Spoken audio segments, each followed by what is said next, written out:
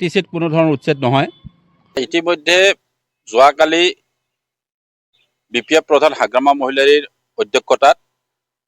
বাক্সা জিলাৰ মচলপুৰত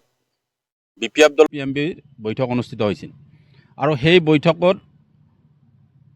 কেইবাটাও গুৰুত্বপূৰ্ণ সিদ্ধান্ত গ্ৰহণ কৰা হৈছে আৰু সেই সিদ্ধান্ত মৰ্মে আমি BTC অঞ্চলত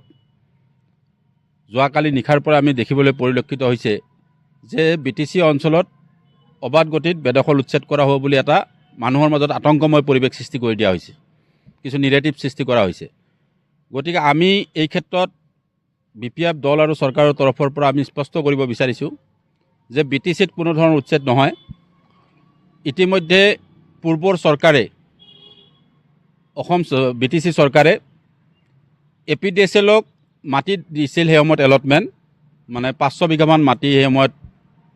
তেওঁলোকক এলটমেণ্ট দিয়া আছিল। ইতিমধ্যে ৰাজ্য চৰকাৰে APDCLক সেই মাটিখিনি হস্তান্তৰ কৰিবৰ কাৰণে এখন পত্ৰ প্ৰেৰণ কৰিছে BTC চৰকাৰলৈকে আৰু BTC চৰকাৰে সেই পত্ৰৰ জৰিয়তে প্ৰায় 900 বিঘা মাটি BTCক APDCLক দিয়াৰ কাৰণে কোৱা হৈছে আৰু ইতিমধ্যে চাপৰ আৰু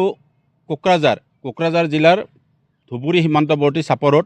যি APDCLৰ শক্তিশালী এটা প্ৰজেক্ট হৈ আছে, সেই প্ৰজেক্টৰ কাৰণে 900 বিঘা মাটি আমি ইতিমধ্যে BTC চৰকাৰৰ তৰফৰ পৰা দিয়াৰ কাৰণে যোজা চলোৱা হৈছে আৰু সেই যোজা চলাবলৈ যাওঁতে তাত 93 ঘৰ পৰিয়াল আছে। তাত ধৰ্মীয় সংখ্যালঘু মুছলমান মানুহ আছে, ৰাজবংশী মানুহ আছে, তাত 2 এঘৰ বড়ো মানুহ আছে,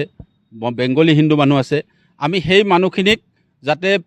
এটা উপযুক্ত স্থানত তেওঁলোকক সংস্থাপিত কৰিব পাৰোঁ, তাৰ কাৰণে আমি তেওঁলোকৰ লগত আমি আনুষ্ঠানিকভাৱে তাৰ স্থানীয় MCLAসকলৰ লগত কথা পাতিছোঁ। তাৰ আমাৰ যিসকল VCDCৰ ব্যক্তি আছে, নেতৃস্থানীয় ব্যক্তি আছে, তেওঁলোকে সেই দুৰ্গত পৰিয়ালসকলৰ লগতো কথা পাতি আছে আৰু ইতিমধ্যে আমি এটা সিদ্ধান্ত লৈছোঁ যি 93টা পৰিয়ালক আমি য'তেই সংস্থাপন দিম, তাত আমি স্কুলেই হওক, খোৱা পানীৰ যোগানেই হওক, তেওঁলোকক থাকিবৰ কাৰণে গৃহই হওক, সকলো বন্দোবস্ত কৰি পেলাই আমি বেদখল উচ্ছেদ কৰাৰ কাৰণে BTC চৰকাৰৰ তৰফৰ পৰা আমি সিদ্ধান্ত লৈছোঁ। কিন্তু অতি আশ্চৰ্যজনক বিষয় হৈছে যোৱা নিশাৰ পৰা এটা চক্ৰান্তকাৰীয়ে BTC অঞ্চলত অসমত যেনেকৈ উচ্ছেদ চলিছে BTCতো তেনেকৈ উচ্ছেদ চলিব আৰু এটা বিশেষ সম্প্ৰদায়ৰ লোকক আতংকিত কৰি পেলাই পৰিলক্ষিত হৈছে। ইয়াত কোনো ভয় আৰু শংকাৰ কাৰণ নাই। মাননীয় BTC প্ৰধান হাগ্ৰামা মহিলাৰী ডাঙৰীয়াৰ নেতৃত্বত BTCৰ 26টা জাতি জনগোষ্ঠীয়ে সম্পূৰ্ণ নিৰাপদ অনুভৱ কৰি তেওঁলোকে পূৰ্ণ আস্থা প্ৰকাশ কৰি হাগ্ৰামা মহিলাৰী ডাঙৰীয়াৰ নেতৃত্বত BPF চৰকাৰক পূৰ্ণ সমৰ্থন দিছে আৰু ইতিমধ্যে ৰাজ্যৰ দক্ষ আৰু গতিশীল মুখ্যমন্ত্ৰী ডক্টৰ হিমন্ত বিশ্ব শৰ্মা ডাঙৰীয়াই আমাৰ BTC প্ৰধান হাগ্ৰামা মহিলাৰীক সম্পূৰ্ণ BTC চলোৱাৰ কৰ্তৃত্ব প্ৰদান কৰিছে। ইতিমধ্যে আপোনালোকে জানি ভাল পাব BTCৰ প্ৰায় 19টা বিভাগ ক্ষমতাহীন হৈ পৰিছিল পূৰ্বৰ চৰকাৰৰ দিনত। মুখ্যমন্ত্ৰী ডক্টৰ হিমন্ত বিশ্ব শৰ্মা ডাঙৰীয়াই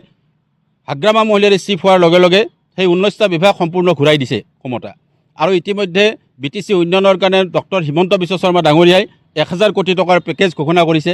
আমি ইতিমধ্যে কোকৰাঝাৰৰ মূল ৰাষ্ট্ৰীয় ঘাইপথৰ পৰা কাৰিগাঁও পইণ্টৰ পৰা কোকৰাঝাৰ চহৰলৈকে যোৱাৰ কাৰণে আমি 3খন উৰণীয়া সেতুৰ কাৰণে আমি DPR প্ৰস্তুত কৰিছোঁ। ইতিমধ্যে আপোনালোকে আমাৰ ইয়াত বেকী নদীৰ ওপৰত বাৰাপেটা সংযোগী কৰি পেলাই প্ৰায় 352 কোটি টকাৰ এখন দলং নিৰ্মাণৰ কাৰণে আমি প্ৰাকলন ইতিমধ্যে আমি প্ৰস্তুতি চলাই আছোঁ বিভাগীয়ভাৱে। গোসাইগাঁৱত এখন উৰণীয়া সেতু নিৰ্মাণৰ কাৰণে প্ৰস্তুতি চলোৱা হৈছে আৰু ইস্কনৰ এটা 30 কোটি টকাৰ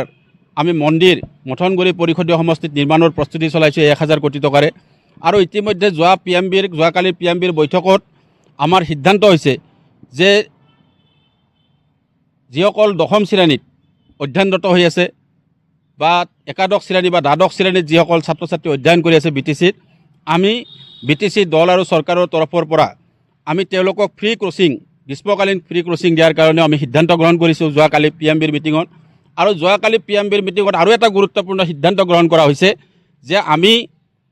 অসমত যেনেকৈ ভিজিলেন্স কমিটি আছে, চিএম ভিজিলেন্স কমিটি বা চেল, ঠিক তেনেকৈ আমি BTCত এখন প্ৰাক্তন EM, প্ৰাক্তন MCLA আৰু প্ৰাক্তন বিধায়কসকলক লৈ পেলাই দুৰ্নীতি নিবাৰণৰ কাৰণে এটা বিশেষ কোষ গঠন কৰাৰ কাৰণে আমি যোৱাকালি PMBৰ মিটিঙত সিদ্ধান্ত লৈছে। ইতিমধ্যে হাগ্ৰামা মহিলাৰী ডাঙৰীয়াৰ নেতৃত্বত প্ৰতিজন MCLA, প্ৰতিজন EM, প্ৰতিজন বিধায়কে আৰু মিত্ৰজোঁটৰ বিধায়কসকলেও, BJPৰ বিধায়কসকলেও ইতিমধ্যে সমিল মিলেৰে BTC উন্নয়নৰ কাৰণে কাম কৰি আছে। যিসকলে এই অপপ্ৰচাৰ চলাইছে এই অপপ্ৰচাৰ বন্ধ কৰিবৰ কাৰণে মই সংশ্লিষ্ট সকলোকে অনুৰোধ জনাইছোঁ আৰু ৰাজ্যৰ সংবাদ মাধ্যমলৈ মই বিনম্ৰ আহ্বান জনাইছোঁ যাতে এই অপপ্ৰচাৰৰ জৰিয়তে BTCত থকা শান্তি সম্প্ৰীতি বিনষ্ট হ'ব নালাগে। অসমত ডাঙৰ এভেকশ্যন হ'ব, বৰপেটাত হ'ব, ধুবুৰীত হ'ব, গোৱালপাৰাত হ'ব, সেইবোৰলৈ আমাৰ কোনো বিষয় নহয়। আমাৰ কোনো আপত্তি নাই BPF দলৰ, কিন্তু আমি BTCত থকা 26টা জাতি জনগোষ্ঠীৰ সুৰক্ষিত ভৱিষ্যত সুনিশ্চিত কৰাৰ কাৰণে হাগ্ৰামা মহিলাৰী ডাঙৰীয়াৰ নেতৃত্বত আমি সদায় কাম কৰিম আৰু BTCত তেনেকৈ কোনো ধৰণৰ